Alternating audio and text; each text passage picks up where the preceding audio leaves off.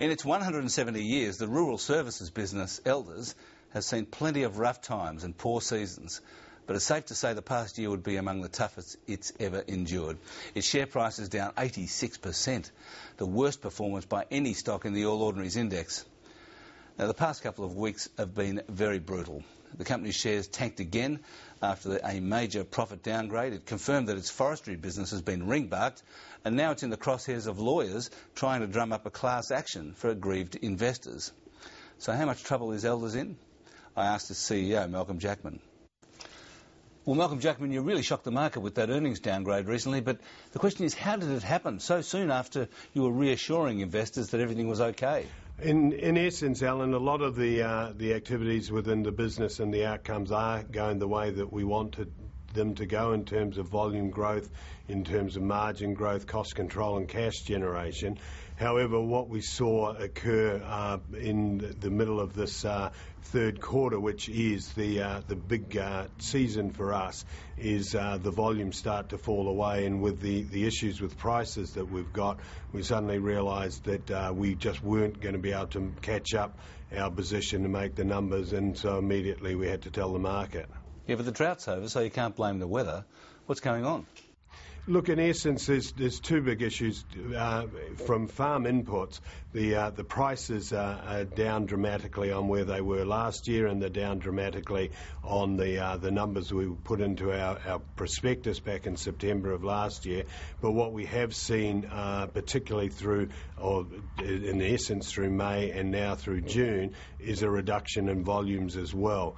Up till the end of April, we'd seen volumes way ahead of last year and where we ahead of our prospectus numbers, but in May they fell away and were down on our prospectus numbers, as well as having the price issue as well.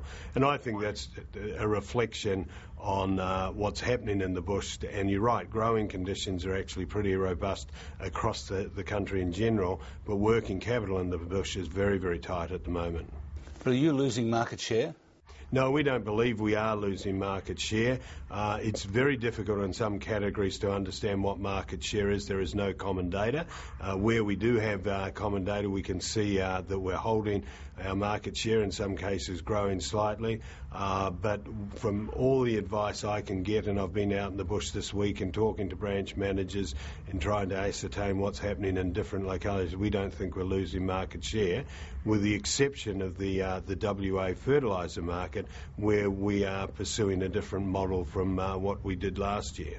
Elders has always been a livestock-based company, and there's been a long-term decline in the sheep flock in Australia as people move to cropping, which is a problem for Elders. Is that really underlying your issue at the moment?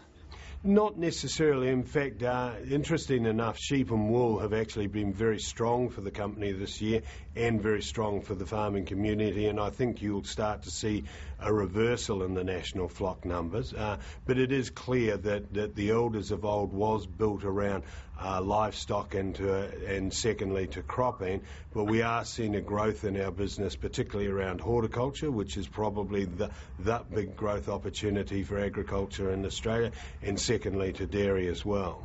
And the other thing that's happened to you is that the forestry business seems to have just collapsed. You're reporting now of sales of 1.6 million for the year. 3 years ago it was 62 million, a year ago 24 million. I mean, is it fair to say that the tax-driven forestry business has basically finished? Look, I think whether it's finished or not, I'm not 100% sure, but I think we're all aware that, you know, these tax-driven investment in forestry is a mere shadow of what it was only 2 years ago, when the industry sold about $1.2 billion. But with the collapse of the likes of Great Southern and Timbercorp, etc., there's been a real flight away from those products from investors. We're clearly looking at alternative funding models for forestry, and clearly looking at alternative operating models for our forestry business. However, we still maintain a high degree of faith in forestry as a product and as an enterprise, driven by the demand for renewable plantation certified wood chip out of Australia and into Asian markets. Well, I guess you've got to say that because you're stuck with all these plantations. It's more than just saying it because we're stuck with the plantations, Alan, but that's a fair comment to make.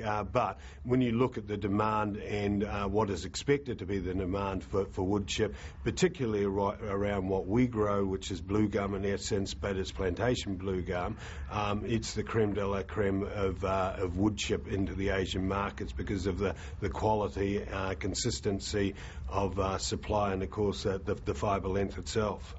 Yeah, but can you make money from forestry without new sales taking place?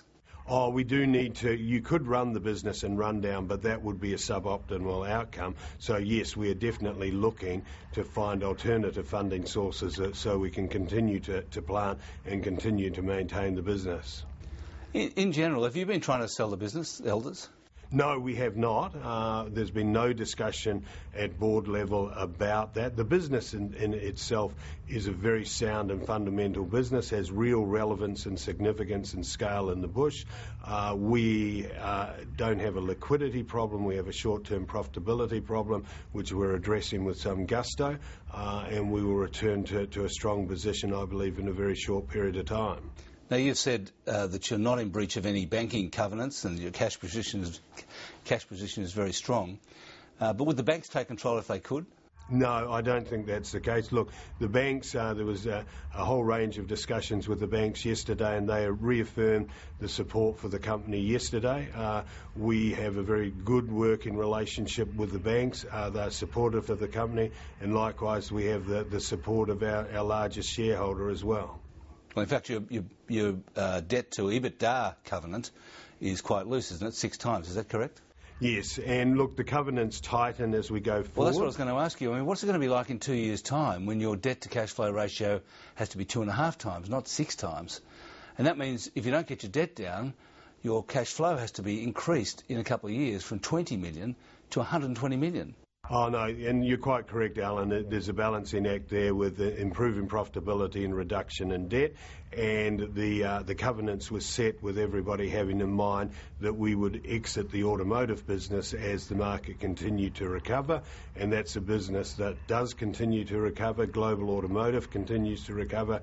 We've seen in Australia automotive starting to recover or continue to recover, with Holden announcing the resumption of the second shift at Edinburgh Park and Adelaide. So I believe that in the foreseeable future, as we've always said, back end of 2011, we will see the exit of the automotive business from our portfolio.